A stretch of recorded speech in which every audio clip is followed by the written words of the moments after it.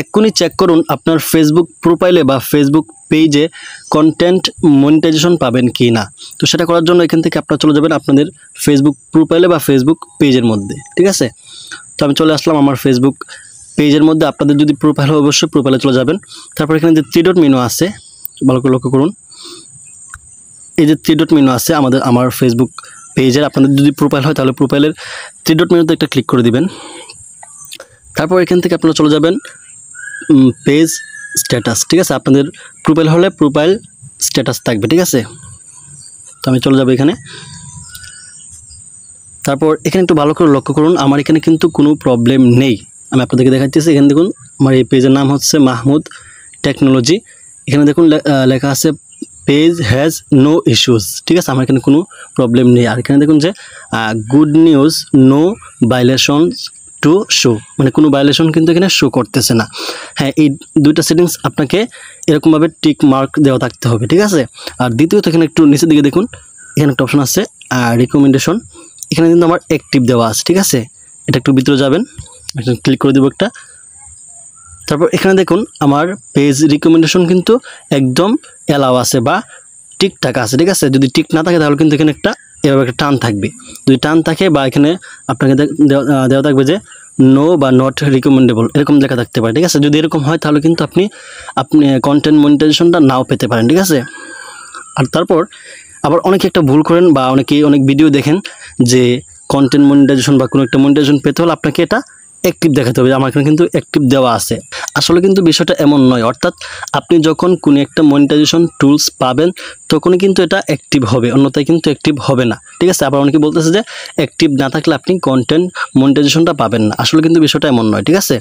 তারপর এইগুলো চেক করার পর আপনারা অবশ্যই চলে যাবেন এখান থেকে, আপনারা আবার বেঁকে যাবেন। তারপর আপনাদের যে 3 ডট মেনু আছে, অর্থাৎ আপনাদের প্রোফাইল বা পেজের যে 3 ডট মেনুর সাথে প্রোফাইল পিকটা আছে ওখানে একটা ক্লিক করে দিবেন। তারপর একটু নিচে দিয়ে স্ক্রল করে এখানে আবার যে হেল্প অ্যান্ড সাপোর্ট যে আছে এখানে একটা ক্লিক করে দিবেন। এই যে হেল্প অ্যান্ড সাপোর্ট। তারপর এখান থেকে সাপোর্টে আবার ক্লিক করে দিবেন। আমি সাপোর্টে ক্লিক করলাম। আসলে এখানে একটা সেটিংস উল্টাপাল্টা হয়েছে, মানে আগে হেল্প অ্যান্ড সাপোর্টে ক্লিক করার পরে কিন্তু এই যে সাপোর্ট ইনবক্স ওটা চলে আসতো, কিন্তু বর্তমানে আবারও সাপোর্টে আসতে হয়, মানে একটা নতুন আপডেট আসছে, অনেকের হয়তো আসে নাই।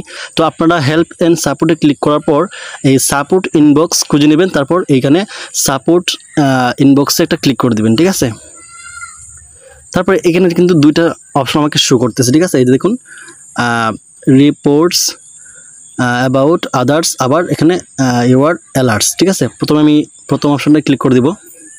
তো এখানে দেখুন আমার কিন্তু কোনো রিপোর্টস নেই, অর্থাৎ আমার পোস্টের মধ্যে কেউ রিপোর্টস করে না। এখানে কিন্তু আমার নো দেওয়া আছে, ঠিক আছে, বা এখানে টিক মার্ক দেওয়া আছে। আপনাদের ক্ষেত্রেও কিন্তু এখানে টিক মার্কটা থাকতে হবে, ঠিক আছে। তারপর বেঁকে চলে যাব। তারপর দ্বিতীয় যে অপশনটা আছে এখানে একটা ক্লিক করে দিব। তো আমার এখানে দেখুন যে নো ভায়োলেশনস, ঠিক আছে। আমার এখানে কিন্তু কোনো ইস্যু বা কোনো প্রবলেম কিন্তু নেই। আমি আগেও কিন্তু আপনাদেরকে দেখাইছি আমার পেজ স্ট্যাটাসের মধ্যে গিয়ে, ঠিক আছে। আপনারা সেম টু সেমভাবে কিন্তু প্রোফাইলেও এই চেকগুলো করবেন, ঠিক আছে। এখন কথা হচ্ছে যে এইগুলো টিক মার্ক দেওয়া থাকলে কি আপনি কন্টেন্ট মনিটাইজেশন পেয়ে যাবেন? আসলে কিন্তু এরকমটা না। যদি এরকম হয় তাহলে তো অবশ্যই পাবেনই। অনেকেই কিন্তু ভাই টিক মার্ক দেওয়া নাই তাও কিন্তু এখানে কন্টেন্ট মনিটাইজেশনটা পাইতেছে। তারা আসলে কীভাবে পাইতেছে?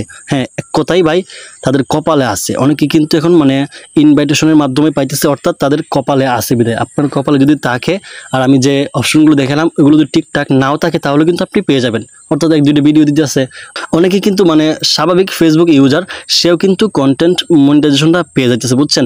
অর্থাৎ তাদের কপালে আছে। আপনার যদি কপালে থাকে তাহলে কিন্তু এই সেটিংসগুলো কোনো সমস্যা থাকলেও আপনি পেয়ে যাবেন, ঠিক আছে। আর যদি আপনার কপালে না থাকে তাহলে তো অবশ্যই আপনাকে যোগ্যতা দিয়ে আনতে হবে, তাই না? তো যোগ্যতা দিয়ে আনতে হলে অবশ্যই আপনাকে এই সেটিংসগুলো ঠিক রাখতে হবে। তো ভিডিও শেষে একটি অনুরোধ থাকবে, আপনি যদি আমার এই ফেসবুক পেজে নতুন হয়ে থাকেন তাহলে অবশ্যই ফেসবুক পেজটি ফলো করে রাখবেন, কেননা এখানে ফেসবুক সম্পর্কের নিত্য নতুন আপডেটগুলো আপলোড করা হয়। আর যদি ইউটিউব থেকে দেখে থাকেন অবশ্যই ইউটিউব চ্যানেলটি সাবস্ক্রাইব করতে ভুলবেন না।